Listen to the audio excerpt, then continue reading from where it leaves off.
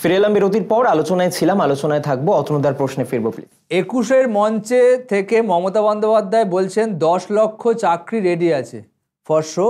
আপনারা কি জানেন যে হাইকোর্টে যে কোনো সময় রাজ্য সরকার যা কিছু নোটিফিকেশান বার করে ইন্টারভিউ নেওয়ার সময়, এবং আপনাকে 2017-র পরে যতগুলো পরীক্ষা হয়েছে সমস্তটা করার ক্ষেত্রে, আমি সংখ্যাটা 10 লক্ষ কিনা আমি বলতে পারবো না, কিন্তু প্রতিটা ক্ষেত্রেই দেখবেন একটি করে পাবলিক ইন্টারেস্ট লিটিগেশনে মামলা করে পদ্ধতিগত ত্রুটির কথা বলে সেটাকে একটা আইনের মাধ্যমে লিঙ্গার করে দেওয়া হচ্ছে, সেটাকে একটা বন্ধ করে দেওয়া হচ্ছে।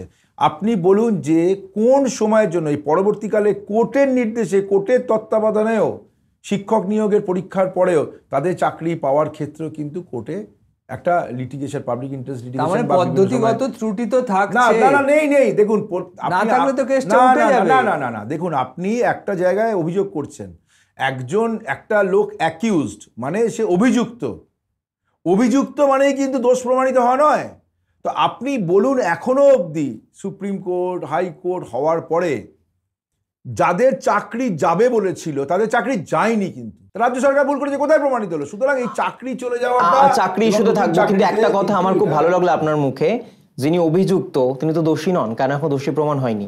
রাজ্যপালের ক্ষেত্রেও কি স্ট্যান্ড পয়েন্ট একই ছিল? রাজ্যপালের ক্ষেত্রে আমি যেটুকু কনস্টিটিউশন জানি, আর আরেকটা নাম আমি নিয়ে নিই, সম্প্রতি তপন চট্টোপাধ্যায়।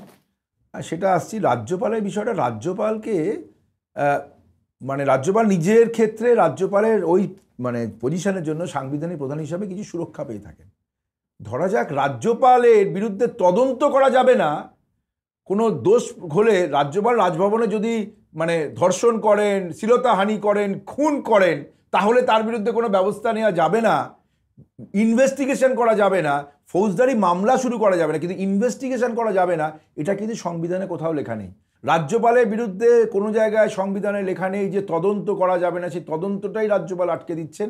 এবং প্রতিটা ক্ষেত্রে এই রাজ্যপাল নির্বাচিত জনপ্রতিনিধিদেরকে, আচ্ছা বিধানসভা সদস্যরা শপথ গ্রহণ কোথায় করবে? বিধানসভায়। পার্লামেন্টে নির্বাচিত সদস্যরা পার্লামেন্টে শপথ গ্রহণ করে, উনি বলছেন যে রাজভবনে আসতে হবে। রাজভবনে শপথ বাক্য পালন করার জন্য জায়গা নয়। যেখানকার যিনি মেম্বার, আপনি পার্লামেন্টের মেম্বাররা পার্লামেন্টে শপথ নেন, তো বিধানসভার মেম্বাররা বিধানসভায় শপথ না নিয়ে কেন রাজভবনে শপথ নিতে হবে? এটাই কোথাও লেখা আছে? আরেকজনের কথা বলছিলেন নাকি, তপন? একেবারে তপন চট্টোপাধ্যায়। আমি প্রশ্ন নেব, তার তপন চট্টোপাধ্যায়ের ব্যাপারটা শুভেন্দু অধিকারী একটা কমপ্লেন করেছেন, ওনার সঙ্গে কিছু বাকবিতণ্ডা হতে পারে, কিন্তু উনি যেটা বলেছেন তারপরেও সেটা তদন্ত সাপেক্ষ, নিশ্চয়ই দেখবেন। উনি বিধানসভার স্পিকারের দৃষ্টি আকর্ষণ করেছেন। আচ্ছা বেশ, 21শে জুলাইয়ের মঞ্চের আমি প্রশ্ন নিচ্ছি। 21শে জুলাইয়ের মঞ্চে ঠিক আগের দিন 20শে জুলাই একটি ভিডিও সম্প্রতি ভাইরাল হয়েছে, যেখানে আমরা দেখেছিলাম খোদ পঞ্চায়েত অফিসেই পঞ্চায়েত সচিবকে মারধর উপপ্রধানে। আপনার নিশ্চয়ই মনে থাকবে কুলপির ঘটনা, আপনাকে একটু স্মরণ করুন, আমি চেষ্টা করবো ভাস্কর দা। যেখানে পঞ্চায়েতের সচিবকে ঘাড় ধাক্কা দিচ্ছেন, গলা টিপে ধরছেন পঞ্চায়েতের উপপ্রধান। এই ঘটনা তৃণমূলের নেতাই করছে কার ওপর? রাজ্য সরকারি কর্মচারীর ওপর। এটা নিশ্চয়ই একটা ব্যবস্থা নেওয়া হবে। দেখুন, একটা বলছি তো, মানে প্রশাসনের ওপরে যদি কোনো জনপ্রতিনিধি বা কিছু যদি তার এরকম ঘটনা ঘটে থাকে যেটা আইনের চোখে মানে যেটা বেআইনি, নিশ্চিত সেভাবে ব্যবস্থা নেওয়া হবে।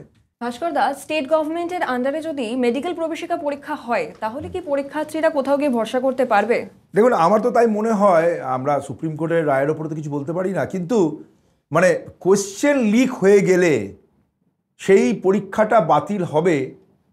এবারে মানে আমরা রায় দেখলাম যে কিছু কিছু জায়গায় কোয়েশ্চেন নাকি লিক হয়েছিল, বাকি জায়গায় লিক হয়নি বলে নাকি ওনাদের তদন্তে উঠে এসছে। তাড়াতাড়ি তদন্ত করে হলো জানি না, কিন্তু সুপ্রিম কোর্টের রায়ের উপর কিছু বলার নেই। সেখানে এই যে সারা ভারতবর্ষে আজকে কমিউনিকেশনের যুগে আপনি যে কোনো একটা জায়গাতে কোয়েশ্চেন লিক হলে সেটা সারা ভারতেই ছড়িয়ে পড়তে পারে, এটা স্বাভাবিক। এবারে রাজ্যের ক্ষেত্রে যদি এই যে আজকে সর্বভারতীয় পরীক্ষাগুলো, প্রবেশিকা পরীক্ষার থেকে রাজ্যের ক্ষেত্রে করলে সুবিধা হচ্ছে, সেখানে অনেক ভালোভাবে আমার মনে হয় পরিকাঠামোভাবে এত বড় একটা দেশের মধ্যে পরিকাঠামোটা করার থেকে রাজ্যে যেভাবে আগে ছিল সেভাবেই যদি করা হয় তাহলেই মনে হয়। ভাস্কর দা, এই বাজেট আগামী দিনে সাধারণ ছেলে মেয়েদের চাকরির কোনো দিশার পথকে খুঁজে দিতে পারবে? এটা খুব ভালো প্রশ্ন। মানে আমি নিজে মানে যেহেতু আমি এই বিষয়ের সঙ্গে যুক্ত, দেখুন বাজারে মানে কাজ আছে, চাকরি নেই। এই কারণেই বলছি, সেই জন্য স্কিল ডেভেলপমেন্টের দরকার। সরকারের স্কিল ডেভেলপমেন্ট করার জন্য সরকারি ব্যবস্থা কি, এবারে কিন্তু একমাত্র বাজেটে দেখলাম কোনো ওই ভারত, বিকশিত ভারত, এই ভারত সেই ভারত অনেক রকমের কথা বলে, সেগুলো বলা হয়নি। এই রাজ্যের মুখ্যমন্ত্রী স্কিল ডেভেলপমেন্টের জন্য কি করেছে? লক্ষ্মীর ভান্ডার? না না না না, দেখুন লক্ষ্মীর ভান্ডারের সঙ্গে কোনো এটা নেই। লক্ষ্মীর ভান্ডারটা সারা ভারতবর্ষ জুড়ে এখন লোকে ফলো করছে। লক্ষ্মীর ভান্ডারের একটা এই রাজ্যে কি হয়েছে? ইকোনমিক্সে যদি পড়েন, অভিজিৎ বিনয় বন্দ্যোপাধ্যায় তিনি বলেছেন মানুষের কাছে সরাসরি টাকা দিলে সেটা মার্কেটে আসে, বাজারে আসে। এই রাজ্যে স্কিল ডেভেলপমেন্ট, মানুষের কাছে কাজ না থাকলে তো হাতে টাকা দিতেই হবে, কাজ থাকলে তো সে কাজ করে নিতে হতো, তাকে লক্ষ্মীর ভান্ডার লাগতো না। এই রাজ্যে কি করছে? এই রাজ্যে আপনি হয়তো জানলে ভালো লাগবে যে চর্মশিল্পে যে পরিমাণ স্কিল ডেভেলপমেন্টের জন্য এবং তার সেই ইন্ডাস্ট্রিগুলো তৈরি হয়েছে, এবং এমএসএমই স্মল এবং মিডিয়াম সেক্টরে সব থেকে বেশি পরিমাণ, এটা আমার কথা না, তথ্য দেখতে পারেন ভারতবর্ষের তথ্য, যেটা সব থেকে বেশি মানুষ কাজ করতে পারে স্মল অ্যান্ড মিডিয়াম স্কেল ইন্ডাস্ট্রিতে ভারতবর্ষের মধ্যে পশ্চিমবঙ্গের স্থান অগ্রগণ্য।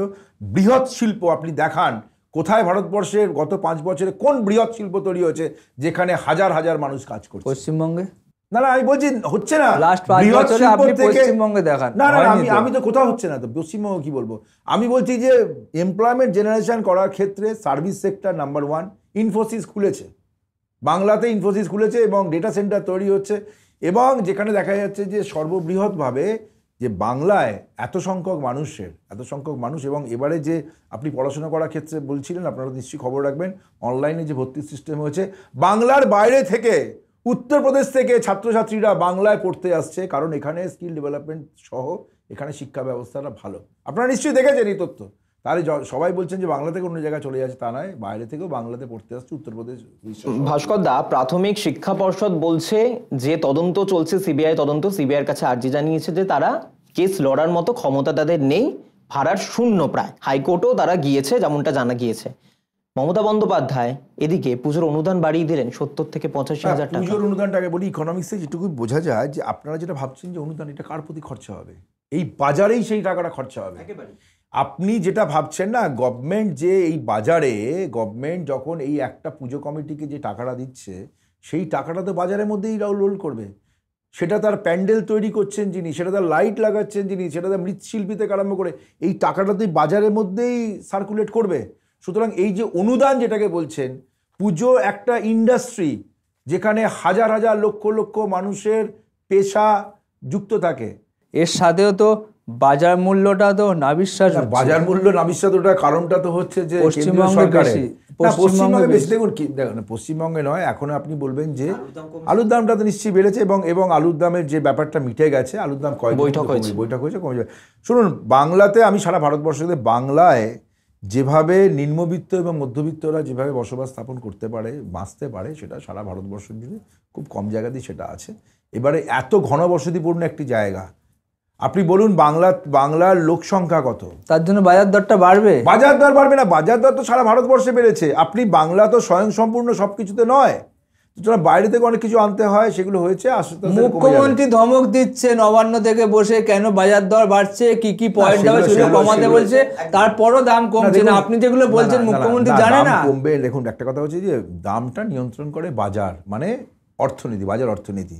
আগে কি দেখতে পেয়েছেন যে সাধারণ মানুষের কাছে যে, মানে সরকারি দপ্তরের মানুষরা তারা যাচ্ছে বাজারগুলোতে, তাদের লিস্ট করছে, বাজারে গিয়ে যাচ্ছে, এগুলো তো আগে দেখতে পাননি। 2011 আগে আপনারা দেখেছেন যে জিনিসের দাম বেড়ে গেছে বলে মন্ত্রী একটা বক্তব্য দিয়ে ছেড়ে দিল, কিন্তু এখন কিন্তু না, আপনি ঠিকই বলেছেন, 2011 আগে আমরা এতটা দেখতে পাইনি।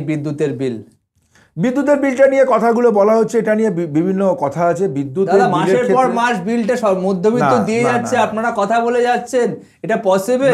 তাহলে আমি একটা বলি, তাহলে আপনারা একটা কথা বলুন যে যতদিন না নিয়মটা হচ্ছে কেউ বিদ্যুতের বিলটা দেবে না। না, এরকম কোনো তাহলে আপনারা আলোচনা চালিয়ে যাবেন, মধ্যবিত্ত বিদ্যুতের বিলটা দিয়ে যাবে। বিদ্যুতের বিলের যে কথাটা আপনি বলুন 2011 থেকে 2024-এ কতটা বিলের ভাড়া হয়েছে? আমি আপনাকে তথ্য নিয়ে বলছি, হোয়াটসঅ্যাপ ইউনিভার্সিটি বা ফেসবুক ইউনিভার্সিটি বলছি না, দরকার নেই। আমি আপনাকে বলছি যে বিদ্যুতের কনজামশানে কিছু টাকা, বিদ্যুতের রেট কিন্তু বাড়েনি, যেটা বেড়েছে কিছু চার্জেস, এবং সেটাও কিন্তু ইচ্ছা করলাম কালকে থেকে দামটা বাড়িয়ে দেয়, এটা আলু পটল নয় যে বিদ্যুৎ দামটা এইভাবে বাড়ানো যায় না। কিছুটা ভুল বোঝা হচ্ছে, কিন্তু বিদ্যুতের জন্য যেটুকু দাম বেড়েছে সেটুকু দামটা না। আমি আপনাকে এবার বোঝাই, কিন্তু রেটটা আমি আপনাকে বোঝাই, দামটা বাড়ানো হয়েছে ইউনিট প্রতি আর ল্যাবস অনুযায়ী। First lab, second lab, third lab, সেটা তো সেখানে হয়েছে। ইউনিট প্রতি বাড়িয়েছে। এখানে মানুষকে দুরকম আছে। বোকা বানিয়ে বিলটা বাড়ানো হচ্ছে, আপনি না, আমি বলছি, অস্বীকার করতে আপনি- না, পারবেন? দেখুন পশ্চিমবঙ্গে যেরকম আছে, একটা হচ্ছে WBSEDL, সেখানে 3 মাসের বিল একসঙ্গে আসে। 3 মাসের কনজামশনের যে টোটাল রেটটা ওপর দিকে চলে যায়, এটা আপনার সঠিক।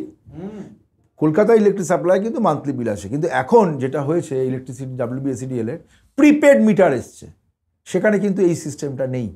প্রিপেড মিটার যদি দেখেন, সেই প্রিপেড মিটার এবং আগামী দিনে আরও স্মার্ট মিটার লাগানো হচ্ছে, যাতে আপনার এই বিল কালেকশন 3 মাসে একবার করে রিডিং নিয়ে তারপরে বিল পাঠানোর এই যে রেটটা বেশি যেটা আপনি বলছেন, সেটা আগামী দিনে বিদ্যুৎ মন্ত্রীও বলেছেন এটাকে তাড়াতাড়ি। বেশ, পুজোর প্রসঙ্গে ছিলাম, ছোট্ট একটা প্রশ্নে আসবো। পুজোতে সন্তোষ মিত্র স্কোয়ারের উপরে কোপ কেন? দেখুন, আচ্ছা একটা কথা বলুন, ভিড় নিয়ন্ত্রণ করে কে? শ্রীভূমি। না না, আমি শ্রীভূমি, আপনি দুটোকে মাথায় রেখে উত্তরটা দিলাম।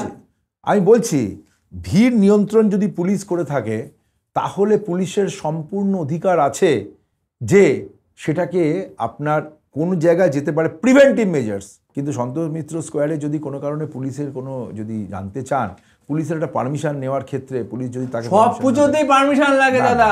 না, সব পুজোতে পারমিশন লাগলেও সন্তোষ মিত্র বড় স্কোয়ারে, পুজোগুলোতে সবগুলোতে আরে এটা তো permission পুলিশের, লাগে, এটা তো তার পুলিশের theme কাজ। লাগে। ভরা ময়দানের মাঠে মমতা বন্দ্যোপাধ্যায়কে সিংহভাগ তার বক্তব্যে উঠে এলো তার দলের নেতাদেরকেই শাসন করলেন, বিরোধীদের কথা মুখেও আনলেন না। বিরোধীদের যেমনটা বক্তব্য, ঘরেও তো শাসন করা যেত, খোলা মাঠে কেন? দেখুন, মানে বিরোধী বলতে কারা, বিরোধী খুব একটা কেউ আছে আমি জানি না কারা। CPM বা এটা তো মহাশূন্যে এখন অবস্থান করছেন, আদৌ ফিরবেন কিনা। শেষের আগে আমরা যে 5টি প্রশ্ন মূলত আমরা রাখি, এক বাক্যে ভাস্করদার কাছে উত্তর চাইবো। আমাদের 3 জনের তরফে 5টি প্রশ্ন থাকবে তোমার কাছে। প্রথম প্রশ্ন, জায়ান সিং, শেখ শাহজাহানের পর আর কে? আমি এদেরকে চিনি না, মানে এদের সঙ্গে এদের ব্যাপারে কোনো কথা বলারই প্রয়োজন মনে করছি না। শুভেন্দু ভালো নেতা বলছেন কুণাল ঘোষ। ব্যক্তিগত মন্তব্য তার, আমি মনে করি না। তৃণমূল কংগ্রেস গণতন্ত্রের পক্ষে? গণতন্ত্রের পক্ষে বলেই তো মানুষ একের পর মানুষের এক রায়ে বিরোধী দলনেতার 29টা সিট। কর্মসূচি বাতিল। না, এটা কোনো কথা নয়। গণতন্ত্রের মধ্যে আছে বলেই গণতন্ত্রের পরীক্ষায় সসম্মানে বারবার উত্তীর্ণ হওয়া দলটার নামই তৃণমূল কংগ্রেস। পশ্চিমবঙ্গে বারবার আক্রান্ত হচ্ছে পুলিশ। বারবার আক্রান্ত আমি হতে দেখিনি, কিন্তু পুলিশকে আক্রান্ত না হওয়াই বাঞ্ছনীয়। সাধারণ মানুষের মধ্যে নিয়ম, মানে পুলিশকেও সহযোগিতা করতে হবে। একেবারে ভাস্করদাকে অনেক ধন্যবাদ আজকে আমাদের সঙ্গে থাকার জন্য, এবং তোমাদেরকেও ধন্যবাদ।